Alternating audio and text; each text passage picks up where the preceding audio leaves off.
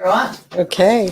Welcome to Ready Row USA. This is season 5 and episode 26. My name is Diane Bevan, and I'm here today with two rowing notables, Jim Dietz and Mark Wilson, who are coaches, co-founders of All-American Rowing Camp. And in case you don't know, I'm going to tell you a little bit about each of them, and then we're going to get into the fall head race preview.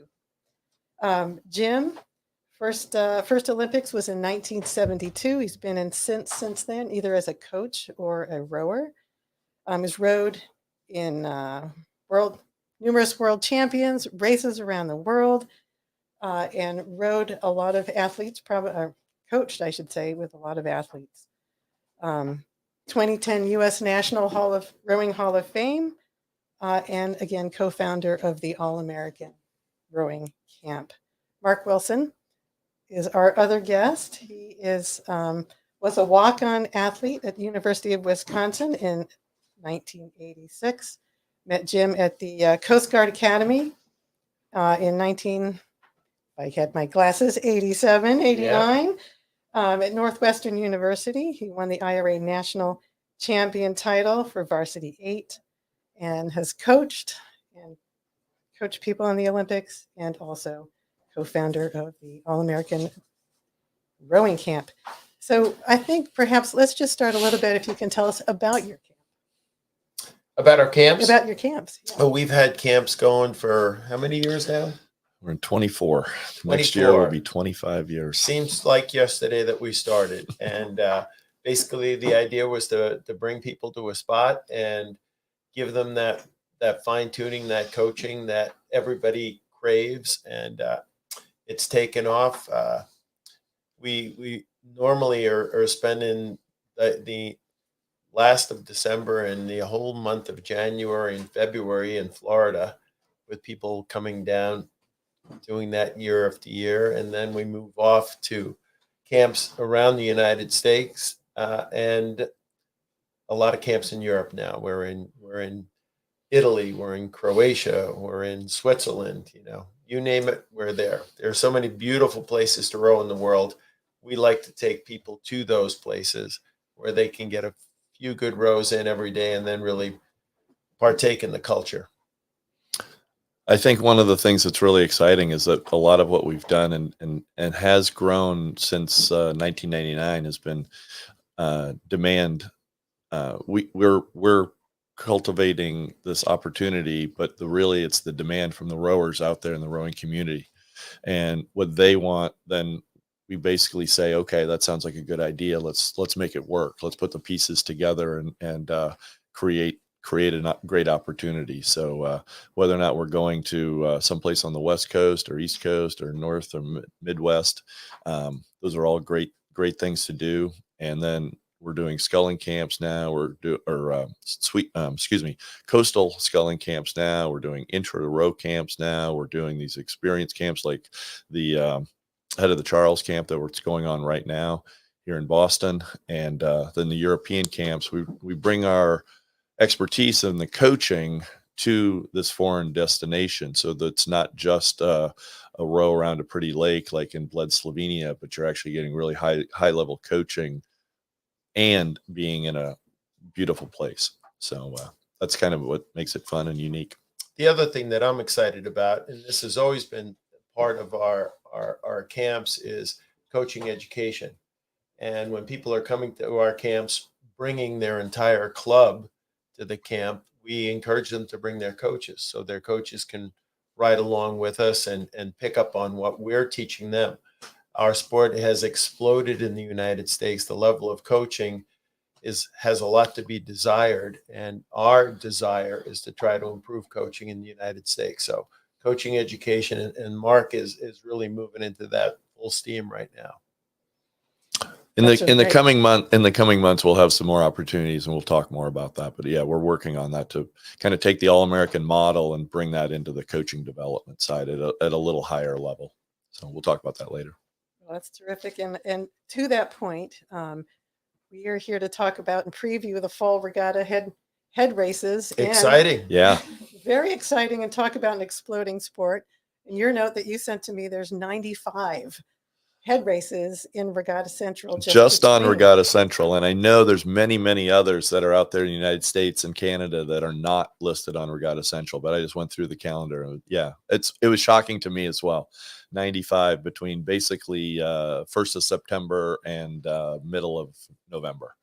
It's pretty exciting. Yeah. And all over Really the country. exciting. And we haven't even touched on international. And I know there's an international event that you're going to as well. There's many, many head races across Europe as well and other places around the world. So yeah, it's great. With the history there, head racing has always gone on in England, especially, but all through Europe and stuff.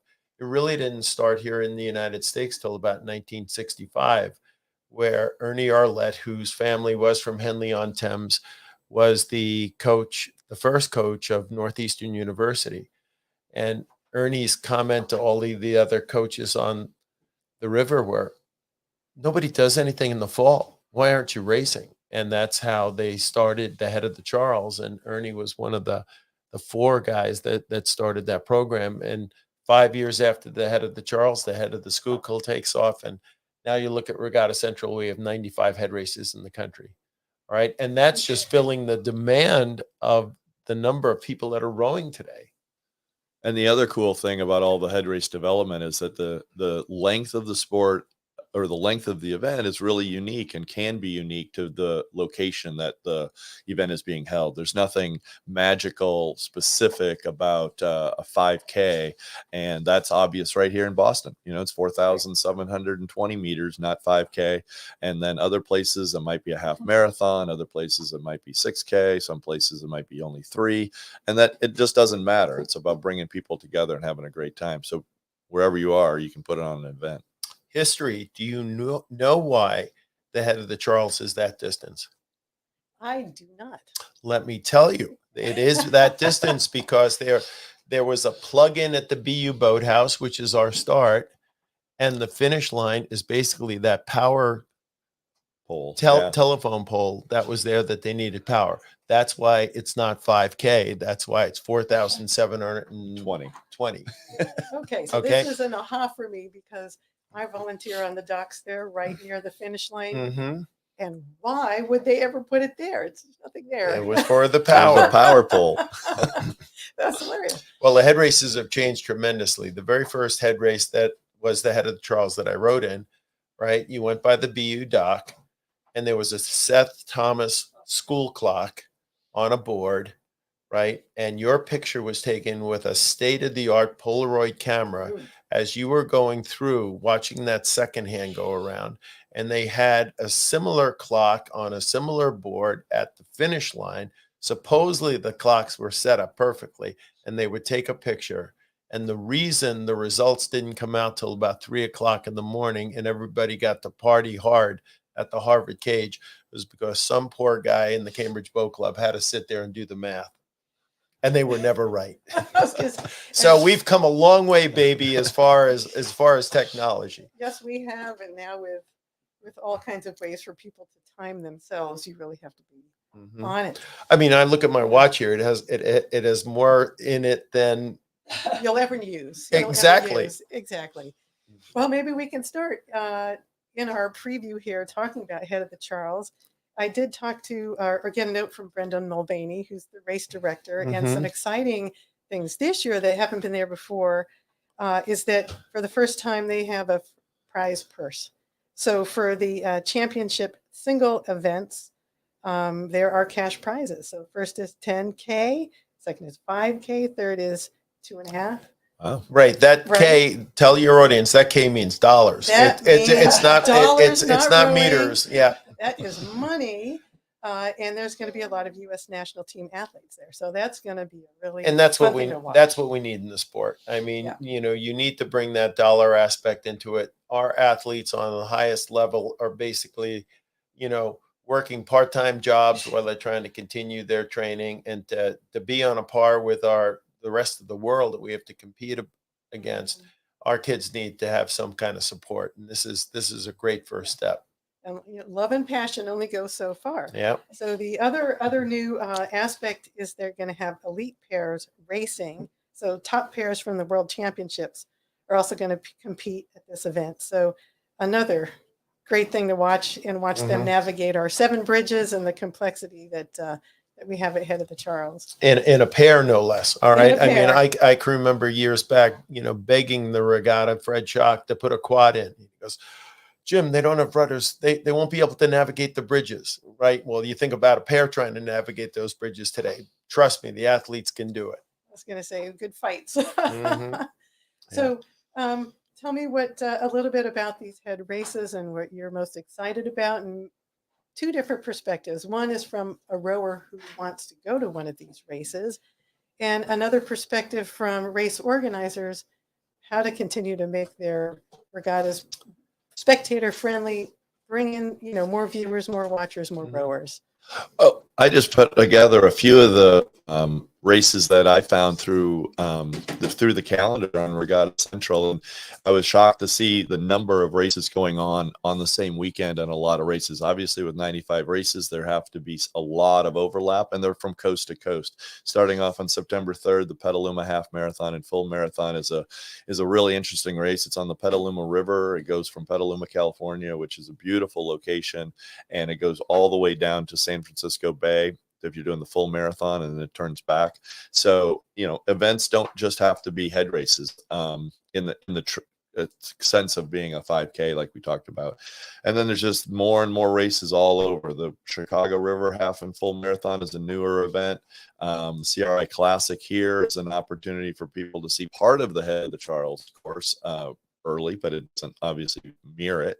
And then there's just more and more. The head of the Cuyahoga is one of the more challenging races as far as bridges. Milwaukee has a very challenging course as far as bridges go, and they're just all over. So, you can just pick a place and go. And I think from a spectator, or not from a spectator, but from a participant standpoint, if you're out traveling, if your business takes you to some place like Chicago and you're from Texas, well, why not spend the weekend and then go and enter and line up a boat, which is pretty easy to do, and go race in some new location.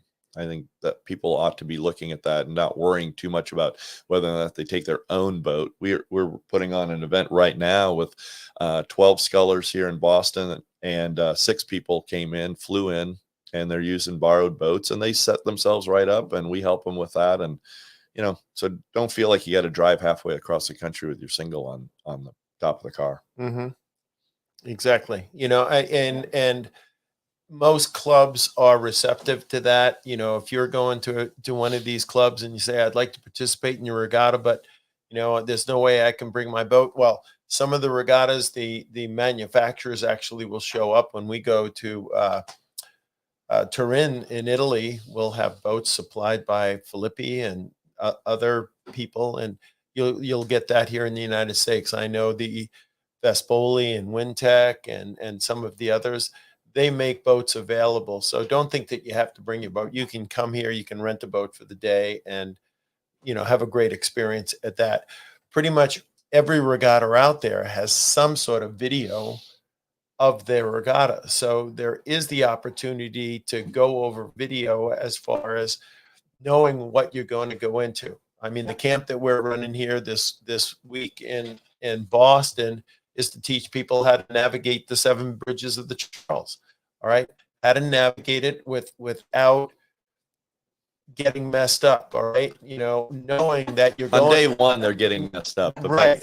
by day 3, it goes a little right. better. They start off like Stevie Wonder, Butch Jelly, and and they're all over the place. But you all of a sudden, because the coaches are telling you, you're going into Weeks Bridge, look over your right shoulder. You're going into Lars Anderson, look over your left shoulder. You should be this far off of the shoreline. You can line these things up. This is where the buoy's going to be. Because it could be intimidating coming to the head of the Charles and having not only 5,000-6,000 competitors, but 250,000 people on the shoreline screaming. You're like a little kid. God, where am I? What's going on? I'm going to hit a bridge, so you want to take that element out of it, be familiar with where you are. You're going to launch your boat from the falls. It's going to take you so long to get to the starting line. This is the race in front of you. This is the race after you. The sculler in front of you might be from CRI or the Cambridge Boat Club. They might know the course a little bit better than you do. You might want to follow those guys, all these little tips and stuff that help people. But just the calmness of coming into a situation, knowing what's going to happen and not be frantic, I think makes the experience that much better. And I know the regatta organizers appreciate it because they don't want to have people rowing onto the course, stopping a race or having an accident, which can happen. I mean, like, again, you've been to the regatta. There's a lot of logistics involved, a lot of moving parts. And I think that leads right into hosting a regatta. Is it's now easy, really easy, to just put together a short video, little description of what your event is all about, why somebody should come, and then some of the highlights. What's challenging, what people want to think about. The Music City head race down in Nashville, Tennessee, it's kind of a steep entryway down to the dock. You want to let people know that's they're probably going to want to have somebody help them carry a boat, or a team might have a little need to kind of pay attention going down to the dock. Once they're there, they've got a great dock set up, but it's just a steepness, right? And then it's downriver, so you've got to plan on warming up upriver. But I think regatta organizers can really help themselves by putting together, and I think most of them are now. But if you haven't, as a regatta organizer, go ahead and put together that 5 to 10, maybe 12-minute video that kind of highlights the points of your race. And you could have one for competitors, you could have another one for spectators, and the support crew that comes along, maybe the spouses or the family or the friends that come along and support the participants. They might want to see what else is available at the venue, right, or nearby. In Nashville, again, as an example, literally across a pedestrian bridge is Music Row. It's just amazing how close and the downtown is, and people want to know that it's close, so they can plan on where to go for lunch or what to do, besides watching the great racing that's going on. You can't go wrong if you have a beer tent by the finish line. I mean, it's as simple as that. I mean, everybody needs that. So that's good. But the other, just make sure you keep those minors out. Right, you keep the minors out. But That's the other support there for the organizers, the regatta centrals that are going to help you set things up, the here now and the other timing experts that come in to run the regatta for you. I mean, this takes a lot of the headache out. If you have somebody who's a private group coming in that does this for a living and they're doing your timing, well, your competitors are going to get an honest time at the end of the day without the mishaps. If I'm running in my college days, when I'd be running my Friday night races, by the time I got home, the phone would be ringing and the gals would be saying, "You check your math. I beat that gal," So, but there is a lot of support that will help you run a really good event, I think the other thing with events from an event organizer or club, if it's the club putting it on, is to involve as many different people in the community as possible. I think rowing, especially on a community waterway, really ought to be an event that's open to not just the rowers or the rowing community, but to everybody in the community, involving street art or music kind of a music festival, or even maybe there's a community college or high school, and involving music students. Everybody likes to be outside listening to music of various types. And then food trucks and stuff like that, just make it fun. And then that gives people a variety of options for nourishment, if you will, during the day. And all sorts of other things can happen there. You could do demo rows, you could have equipment out, you could have your equipment from the club sitting out on slings and explaining, you could have ergs out. And then when people come by and they're watching, there's something for them to do. There could be, like head of the Charles, Larry O'Toole is the owner of Gentle Giants. Down at the expo, right? What does he have? You remember? The stairs, the climbing truck thing. That's how cool is that? Everybody wants to run the Gentle Giant stairs, and but things like that, fair type of activities. And it could be an erg sprint challenge. It could be an oarlock toss thing. I mean, you just got to be creative, come up with some rowing centric games for little kids to play, and that's going to make the parents happy. There's a little kid area that goes along. The head of the Schuylkill does some interesting stuff like that. in advance, the poster for that year and the program cover will be artwork that's submitted, and you have a winner, and that winner gets the poster and the cover of the magazine. And That's right. what Mark was saying about the finish line area, great opportunity to bring vendors in, right? Yep. Not only the food trucks, but the guys that are selling the rowing shirts, to keep your club going. You sell so many shirts, and the ergs and Well, all that other stuff. and not just rowing stuff. Again, in the head of the hooch in Chattanooga, Tennessee, they have a whole venue area. It's probably 40 or 50 vendors of art, homemade art things, really well done, on all sorts of different things for people to walk through and examine and see and buy. And that just supports the community, the artist community, and so on of Chattanooga. And I think those kind of things are great. Again, rowing, if you're at an event, we were just talking with some folks out at our camp that we did on Spy Coast, and they spent, they were at the very first event. Two of the rowers were in the very first event of the day, but they wanted to hang out and wait for the last event of the day because they had friends in it. They're there for 7 hours. We've all been at events that go on forever. And if there's something to do other than just watch rowing go by, it would be a lot more fun. So, if you're an event organizer, just brainstorm, have people come out and then the other thing is to invite people that might invent groups, local groups that might turn into participants, Yeah. Boys and Girls Club, YMCA, Boy Scouts of America would love to do that, Girl Scouts, those kind of things. And then there might be your helpers. I ran in numerous regattas where we had the local Boy Scout troop be our parking attendants. What could go wrong there? Nothing. They're taking orders, they do the job. They're fantastic. They get up early, they come down, and then they're making a donation is made back to the troop to make sure that they're happy, and the troop leaders are encouraged to come back the next year. So the more different groups you can involve, I think, is really a positive message. If you're working with your community organizers, one of the things that they were doing down in Mystic was to have their Coastal Weeks Regatta the same weekend as their Taste of Mystic.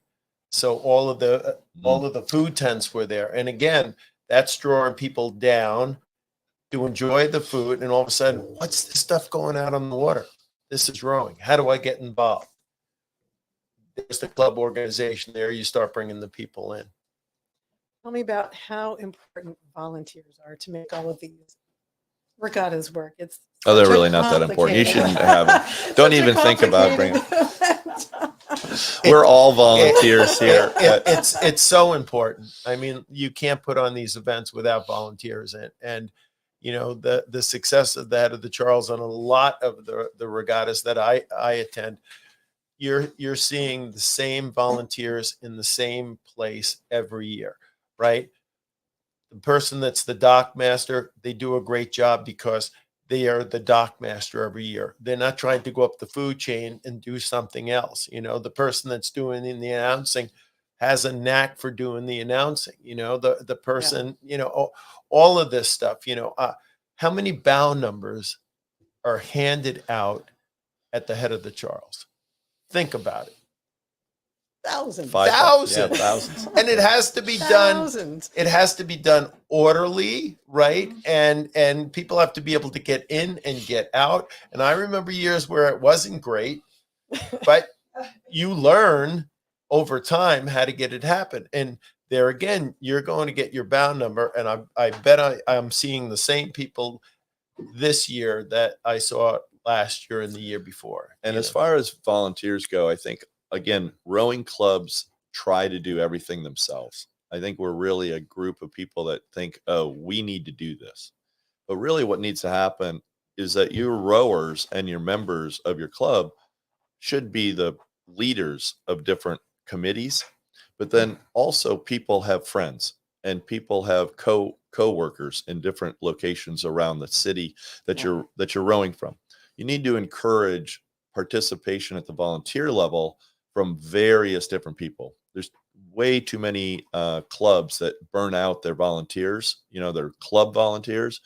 But there's an awful lot of people out there in the community that would love to volunteer at something fun like a rowing event, that's outside and so on.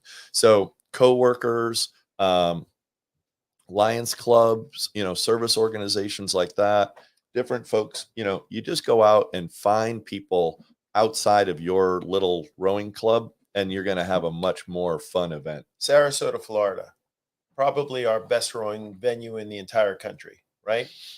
Very few clubs really around that could really put on the events that you want to put on. My advice to those guys down there is you have all these retirement communities. So many of these guys down there they know how to drive boats. They're going to want to get involved, and they moved in that direction, and it just took off, and now they have a feeder system. We have a comment. We have a comment. Okay. Did I say something wrong? Yes, your fans are calling. Why don't the Olympic Games have a head race? Ooh. The Olympic Games could have a head race. In fact, the reason in the United States, Charlotte, if we're looking at history, there are races in the United States, all of our collegiate races and our professional races before they went out of vogue were always 2, 3, 4 mile races. All right. The reason we've gone to 2,000 meters internationally is they don't have the longer bodies of water like we do to do it. I would throw that question back at whoever sent it in here and say, why don't we have a collegiate women's head race? Think about it. All right. We are limited. There's no real collegiate women's season. They just choose to come to some of these races. But why isn't the NCAA running head races for our women? Right.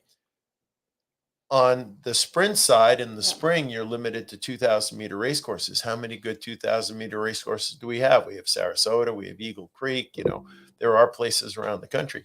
But to move that regatta closer to a university, University of Alabama on a great river, University of Massachusetts on a great river, right? You could be moving your championship closer to different communities and bringing our races into those communities and given more women and more guys more opportunities for racing besides the club venue. And we are limited a bit with the club venue and colleges going to the races because of the recruiting rules, right? Okay. The colleges really can't be around the high school kids at a certain point, and that's why they try to separate it here. So there are good reasons to do that. But I like the question, whoever sent that in. That was excellent. Facebook user.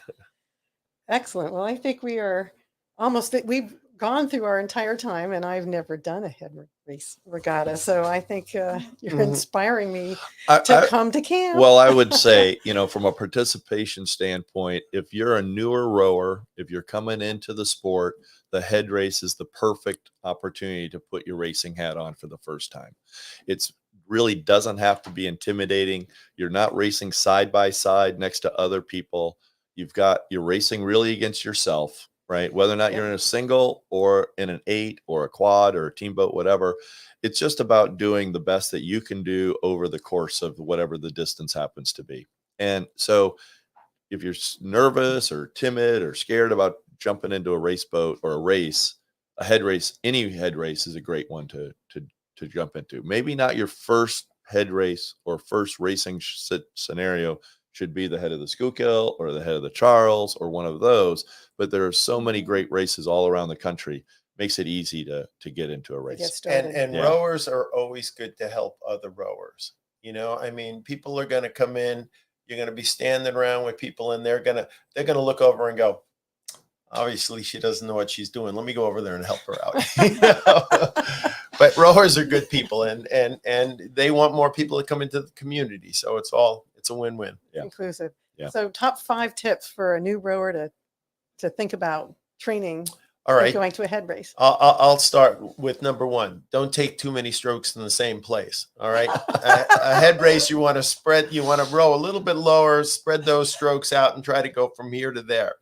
Yeah. Okay, go ahead, Yeah. Mark. Well, we've got some of them bump on the screen. So if Okay. you're watching the screen, I do like the idea of number 3, scope out the course and the logistics. Educate yourself, not only for your own safety, but the other people around you that you're racing. So I think that's probably my big one. And again, just scope it out. Call somebody, visit the website, watch the video, look at the course before the morning of the race, right? Look at the map and those things. So I'd say that one's probably one of my most, I like logistics. I put on things like all over. So I like logistics. And have some fun. And have some I fun. like the last Yeah. one. Make it fun is absolutely Gotta be right. fun. It's got to be And fun. that's part of the beer tent idea. You know, Yeah. if there's a beer tent at the end, you're going to have a great time. So, and it might be in your bed of your trailer. You know, who knows? Well, thanks for having us here today. This has Yeah. been fun. Thank you very much.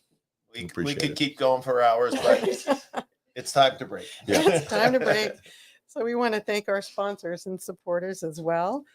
On your screen, these are ways to communicate with Ready Row USA. We want to thank our sponsors, Burn and Boat Slings, All right. Rowing Pads, Pierce Press, Community Rowing here in Boston, Sykes Resolute USA, The Crew Stop, All American Rowing Camp. Who are those guys?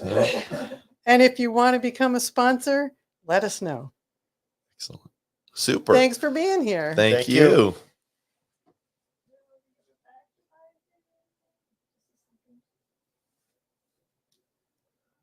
We good? Hold on a second. Now we do our Saturday Night Live on the stage thing.